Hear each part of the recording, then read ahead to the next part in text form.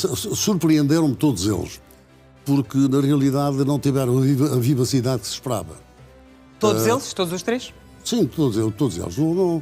Não constatei ali grande vivacidade, ou mesmo, digamos assim, aquilo que. A imagem que vamos construindo dos candidatos, e é por isso que cada vez confirmo ainda bem a minha decisão de apoio ao Almirante Gouveia Melo, porque aquilo que nós nos apercebemos é que aquilo que vem na rua, que vem na própria comunicação social, aquela capacidade energética que alguns candidatos têm, não há ninguém tão enérgico como ele, depois chegam aos debates e, na realidade, parecem mansinhos.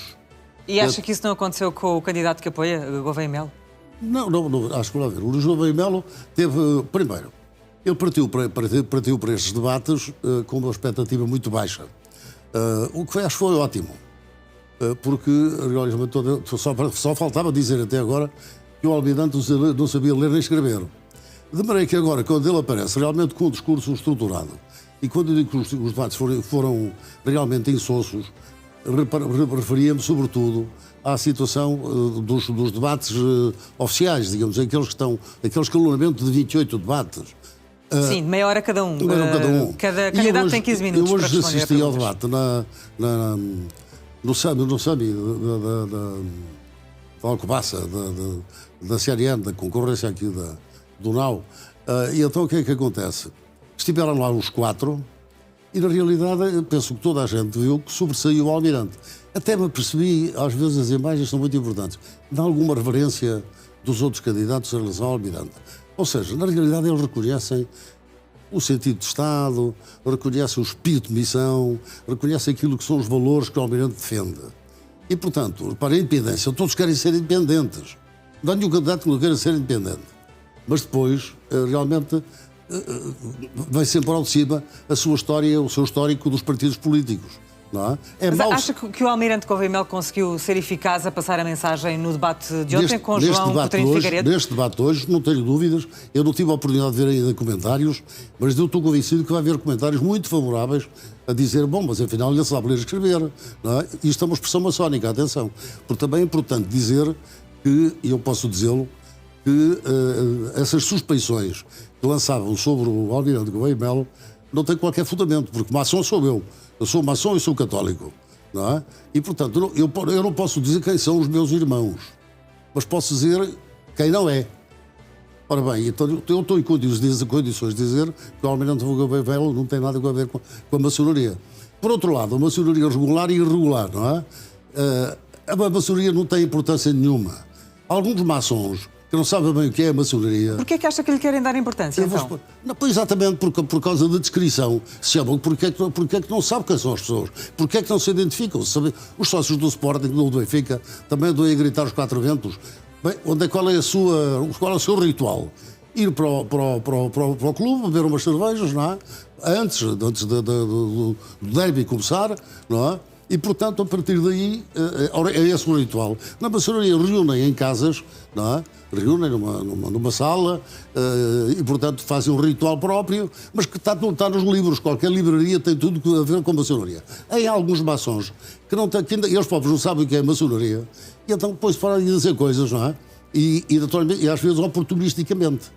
Porque tudo isso vinha a propósito de um grupo dito de maçónico que pedia a candidatura do Almirante. Sim, que apoiou desde logo, assim que soube que. Sim, mas era natural que aparecessem esses movimentos.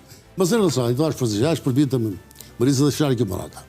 O doutor Marcos Mendes voltou à carga. Ora, e eu gostaria de voltou à carga porque eu confrontei-o com o que tinha dito aqui a semana passada. E achei muito bem. Acontece é que ele continuou a mentir. Porque, na verdade, o problema não é uma questão ética. E eu já suspeito desse problema há uns tempos. Na realidade, a minha candidatura foi rejeitada, não por invocação de qualquer princípio ético. Foi-me dito é que já havia presidente para a Câmara de Oeiras. E, portanto, eu podia ser candidato para outra Câmara. Deu a entender que não foi ontem, esta semana, que era por causa das suspeitas que pendiam sobre si. Não, eu recebi o convite para ir para outras câmaras. Eu só não podia ser candidato a Oeiras. Ora, não podendo ser candidato, se me tivesse dito que era por razões éticas, né, porque eu estava com um processo judicial na época, eu compreendia perfeitamente. Aquilo que me chocou foi o oportunismo de alguém que, depois de lhe dizer que não aceita essa situação e vai mesmo como independente para Oeiras, o choque decorreu do facto de depois, só nessa altura, é que havia problemas de natureza ética. E eu isso tinha que rejeitar. Não é? Mas não deixa de ser surpreendente, e era sobre isso que eu queria falar. Qualquer candidato ao Presidente da República tem que ter consciência que está sujeito a escrutínio.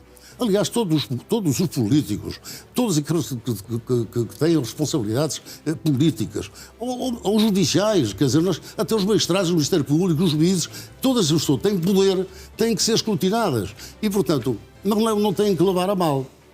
Ora, o que é que acontece? Há pessoas que me surpreendem. E eu fico surpreendido.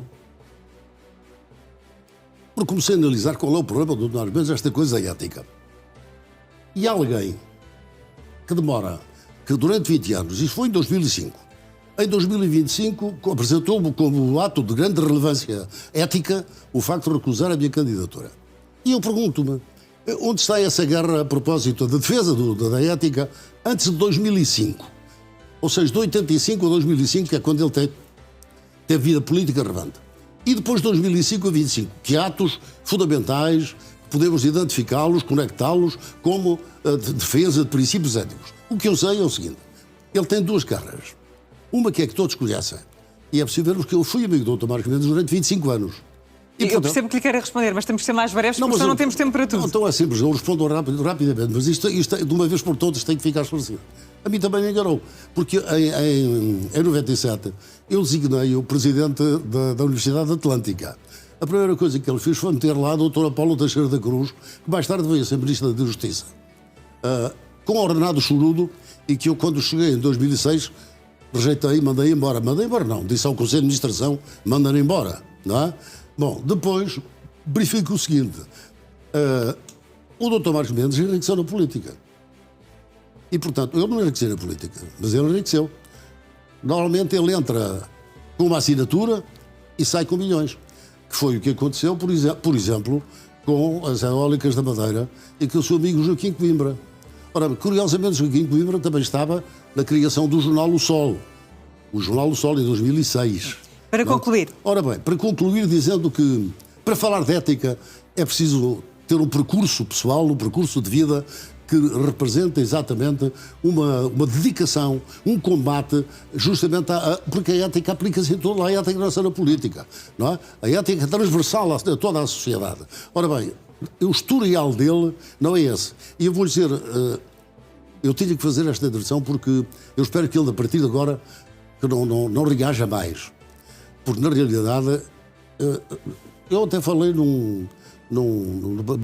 vim para aqui, mas não sei se tiveram tempo para preparar isso. Sim. Há um livrinho que se chama O Facilitador de Negócios. Nós temos o livro, a realização está em condições de... O Facilitador de Negócios, do Gustavo Sampaio.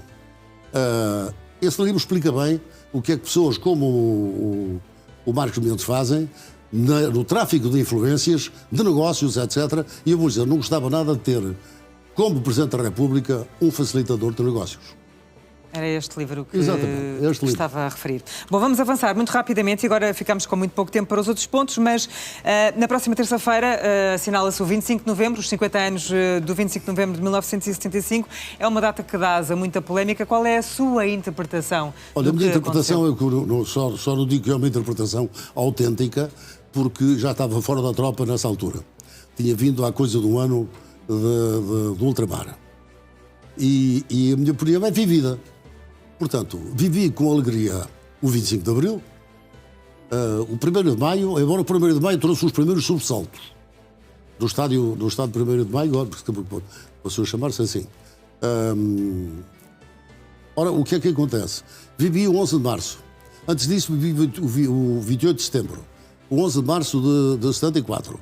E o 25 de novembro, o 11 de março de 75 e o 25 de novembro de 75. E, portanto, vivi na rua, nas manifestações, tudo isso.